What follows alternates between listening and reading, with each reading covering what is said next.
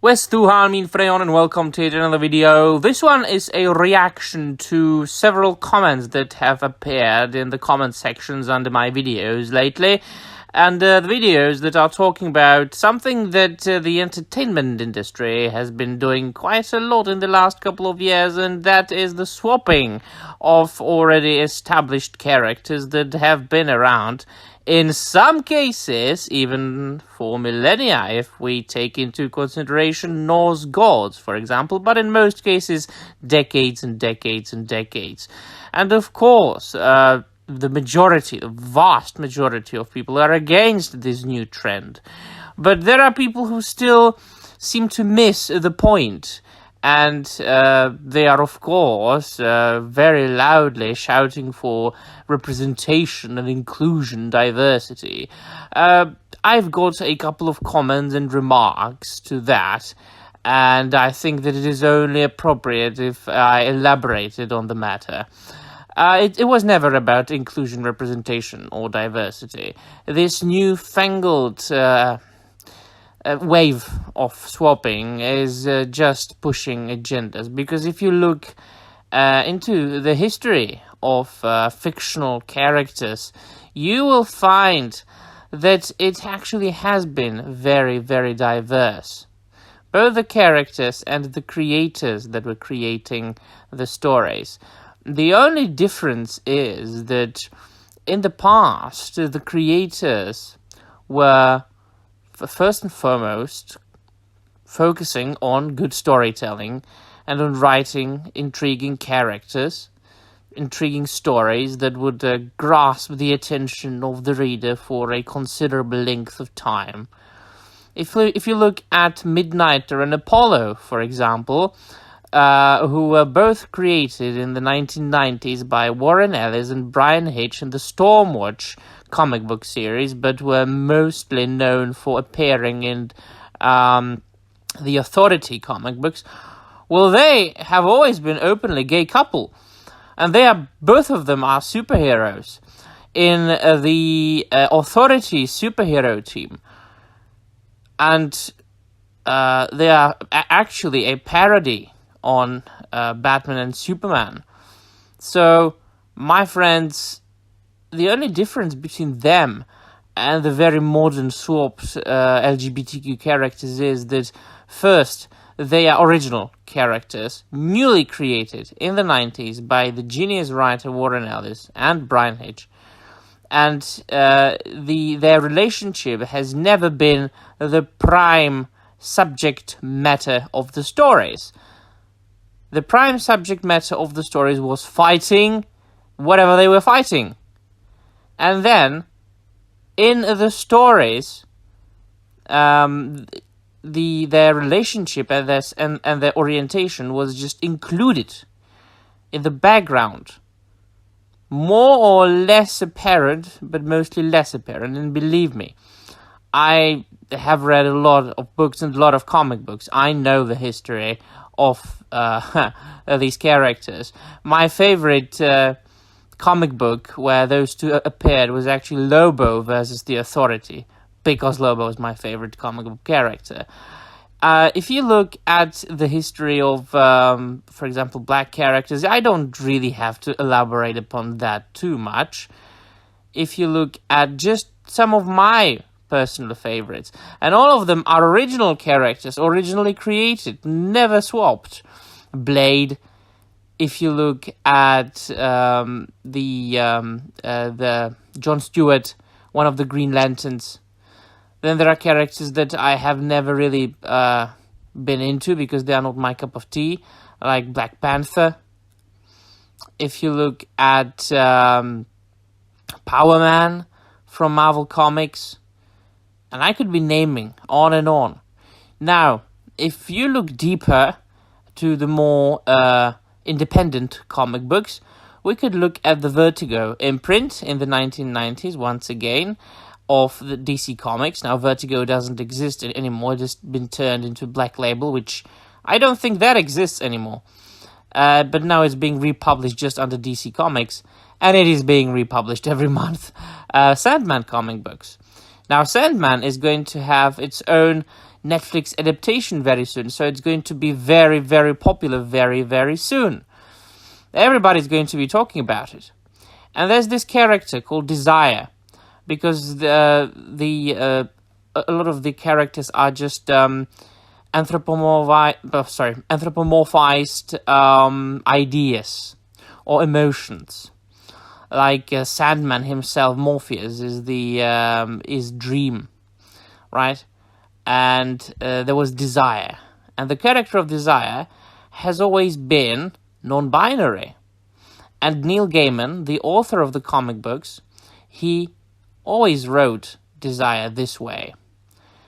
The Desire was neither man nor a woman.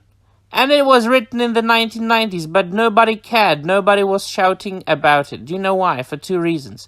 Firstly, Sandman is a very well-written comic book. I might not be a huge fan of Neil Gaiman, but I can admit that somebody's a very good author, and that a work of art is of a very high quality, and that what Sandman is. So people focused on the story and the art of the Sandman comic books. They didn't care about orientations of the characters, because they enjoyed properly what should be enjoyed about a work of art, the quality. And secondly, in the 90s, there were no social media. There was no Twitter, where people could shout about their own little opinionsies. So I don't even have to go into female characters. That would be too long for naming. And now, there's the difference between creating an original character and taking something or somebody that has been around for decades and that has proved that he or she is popular for one reason or another, and turning the character into something else. And each and every time you do that, each and every time you change a character or change a story, fans will be dissatisfied, because they love something for some reason. They are sure what they love, and they are sure what they want. If you change it, that thing that they love will change into something they don't love. And it only points to other things as well. The lack of creativity, the lack of talent, the lack of motivation to write good stories, to create good works of art. It all smells of pushing agendas. And we don't even have to take into consideration that mostly it doesn't even make sense. And at this point, it is really ridiculous. Each and every, for example now, comic book character has been turned into an LGBTQ character. The latest news is about a day or two old. My friends, yes indeed, it's here. It's here, and we've all known it was coming. Bruce Wayne, Batman, is probably going to be revealed as a bisexual.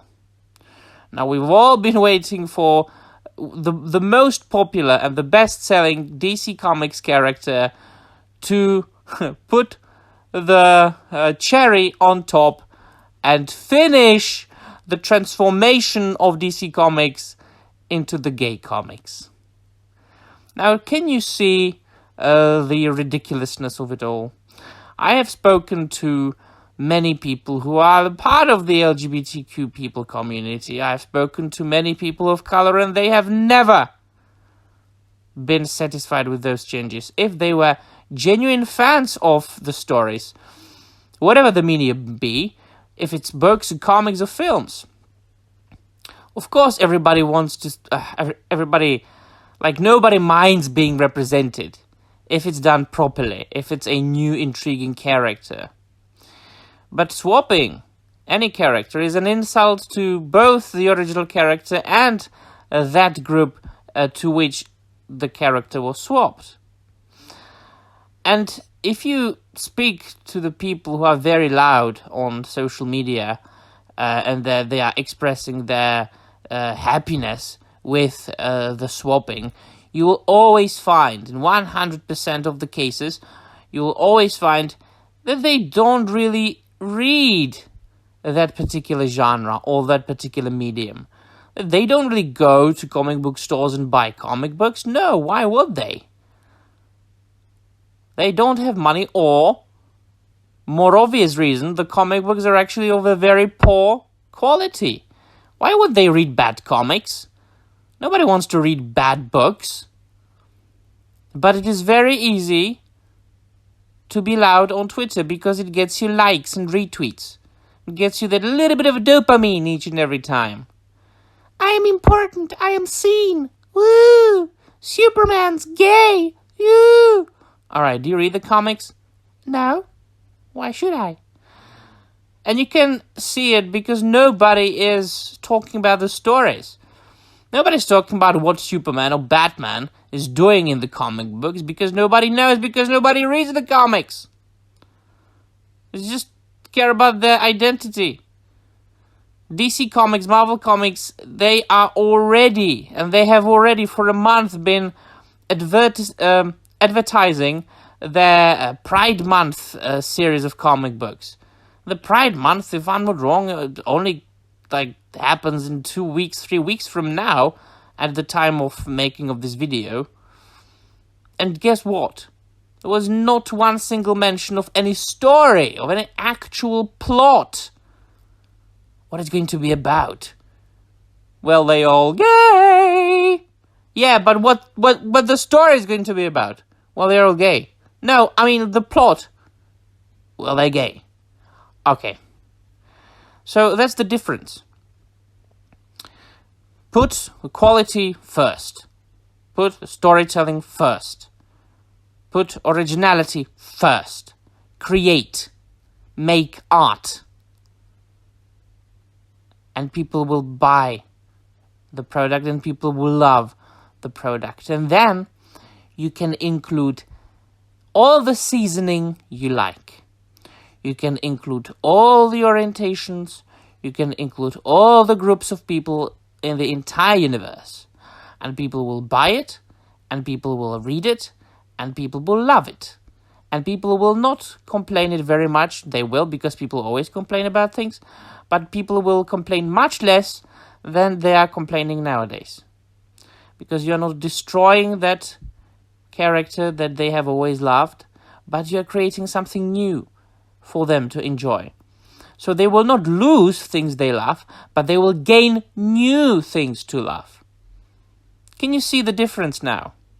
The entire publishing industry has been taken over by untalented, pathetic purse puppies who don't really care about the stories, who don't care about the characters, they don't care about the history of the publishing industry, and they don't care about the medium, either comics, books, films, whatever.